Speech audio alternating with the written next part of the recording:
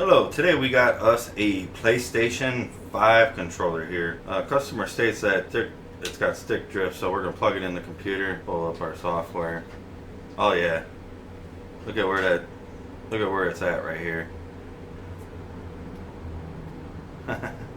Yeah, I say that's some serious stick drift.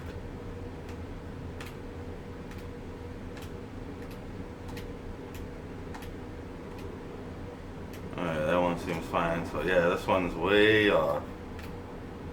It's messed up. Alright, so we're gonna replace that.